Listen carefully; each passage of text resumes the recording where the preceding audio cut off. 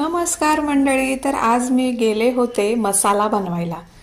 झालं असं की घरातला मसाला म्हणजे थोडकाच राहिला होता, तर म्हटलं आता नवीन मसाला बनवायचा. दरवेळी आईकडून आणायचे, तर म्हटलं यावेळी आईला त्रास नको देऊया, म्हणून मी आमच्याच इथल्या एका जवळच्या गिरणीवरती गेले आणि त्यांना फक्त मिरच्या निवडून दिल्या, कुठल्या कुठल्या काय त्या आणि किती ते प्रमाण सांगितलं आणि बाहेर बसले मी असे.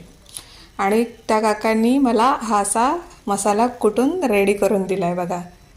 असं मी 4 किलोचा मसाला बनवला. 1-1 किलोचे 4 बॅगा बनवून घेतल्या त्यांच्याकडून.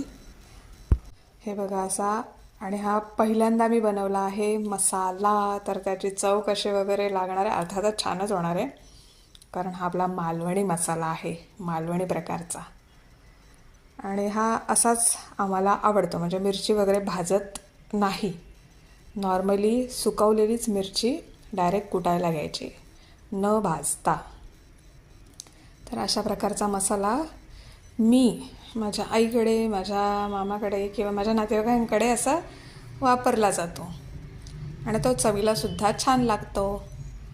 आणि कसं ना, काही ठिकाणी गरम मसाले वगैरे घालतात, पण ते गरम मसाले म्हणजे कच्चं जेवण जेव्हा बनवायचं असं ना, हिरव्या वाटपाचं म्हणा किंवा टॉमॅटोची आमटी वगैरे, तर त्याच्यात तो भाजलेला मसाला बरोबर नाही लागत. तर त्याच्यासाठी हा असा मसाला करायचा.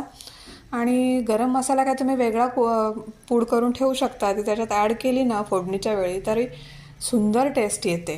म्हणजे मी जन्मापासून आतापर्यंत आमच्याकडे हा असाच मसाला बनवला जातो आणि तो चवीला सुंदर होतो.